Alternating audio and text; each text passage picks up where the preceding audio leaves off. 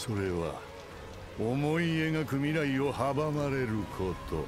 My Hero Academia confirme officiellement le pire méchant de l'histoire, et c'est exactement celui que vous attendiez.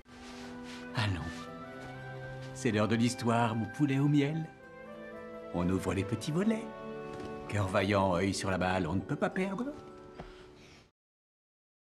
Fortement influencé par les classiques du shonen et les comics américains, My Hero Academia n'hésite jamais à proposer des intrigues inspirées de Superman ou des Avengers, tout en restant fidèle à son univers japonais. Les fans peuvent donc s'attendre à retrouver des méchants typiques des comics, tant par leurs costumes et leurs super pouvoirs, que par leur personnalité. L'expression « méchant de comics » évoque souvent l'image d'un adversaire stylé et caricatural, un antagoniste dont le seul but est d'être vaincu par le héros. My Hero Academia aurait dû avoir quelques personnages de ce genre, mais des voyous comme Muscular ou Kendo Rempa ne suffisaient pas à remplir ce rôle. Même Overhaul n'y est pas parvenu, contrairement au terrifiant All for One. Malgré le flashback poignant de celui-ci dans la saison 8, ce symbole de la peur reste ce qui se rapproche le plus, dans My Hero Academia, d'un super vilain de bande dessinée. Et c'était d'ailleurs l'intention du personnage. Son flashback était notamment sa dernière chance d'être véritablement attachant. Mais c'est terminé, et c'est un soulagement.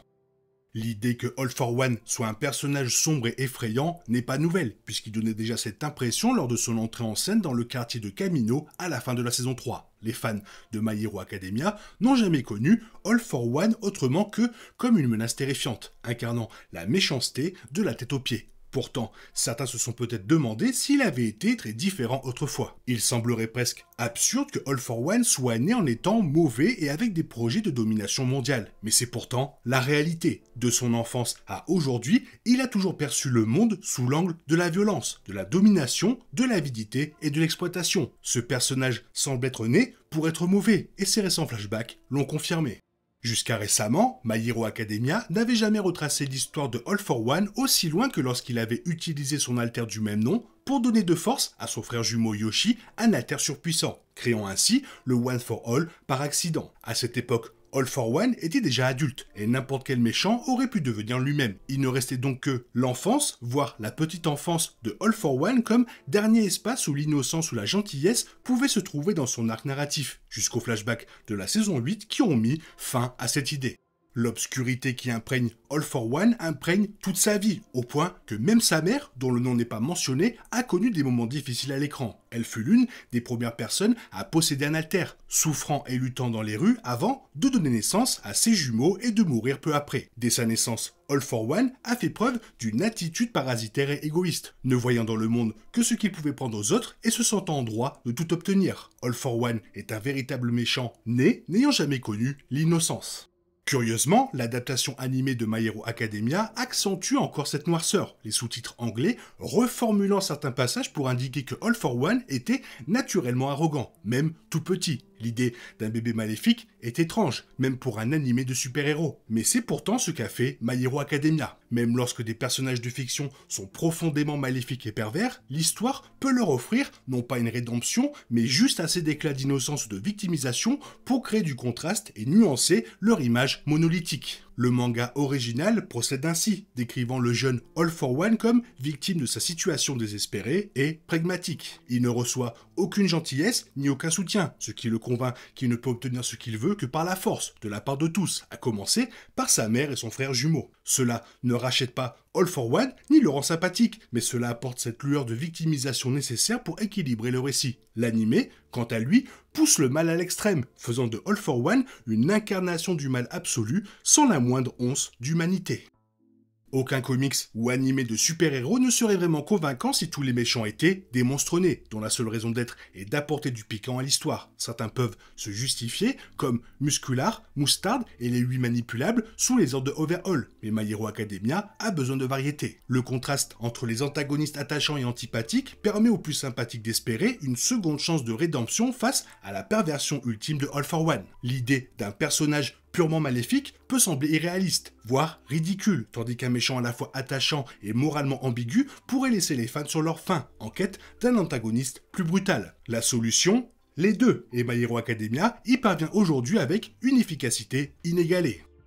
Dans les premières saisons, My Hero Academia distinguait les antagonistes auxquels on pouvait s'identifier de All for One en raison de l'identité du Seigneur du Mal autoproclamé de ce dernier. Mais c'est la découverte du passé tout aussi sombre de All for One qui rend cette distinction d'autant plus poignante. Comparer les souffrances de l'enfance de Dabi ou Himiko Toga à la situation actuelle de All for One est une chose, mais si les fans peuvent comparer l'enfance de ces antagonistes, alors les antagonistes auxquels on peut s'identifier n'en sont que plus efficaces. Dans le présent, les antagonistes sont tous considérés comme les méchants en raison de leur action et de leur intention, mais c'est durant leur enfance que ces personnages divergent de manière significative. Himiko a souffert du rejet à cause de son alter, lié au sang, tandis que Spinner a été confronté à l'intolérance pour être né anormal, en tant que hétéromorphe parmi d'autres histoires personnelles. All for One, quant à lui, était un monstre dès sa naissance.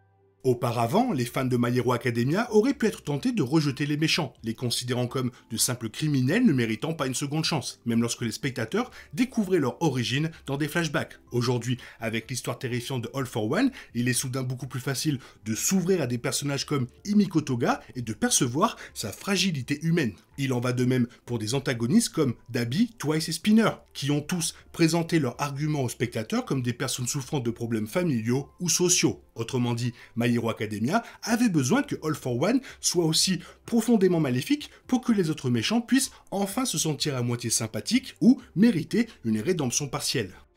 Le contraste entre le très sombre All for One et les méchants plus attachants joue en faveur non seulement de ces derniers, mais aussi du premier, aussi paradoxal que cela puisse paraître. En effet, les fans d'anime apprécient, voire trouvent rafraîchissant, de voir un personnage foncièrement mauvais. Par souci de nuances, de complexité émotionnelle et de réalisme, la fiction mêle judicieusement le bien et le mal à ses personnages pour révéler les failles des héros et l'humanité des méchants. My Hero Academia a réussi cet exercice avec des personnages comme le controversé Endeavor et la touchante Himiko Toga, et les fans ont été conquis. Toutefois, leur soif de nuances a ses limites. Aussi caricatural ou réducteur que cela puisse paraître, une partie du fandom souhaite un affrontement tranché entre un héros et un méchant.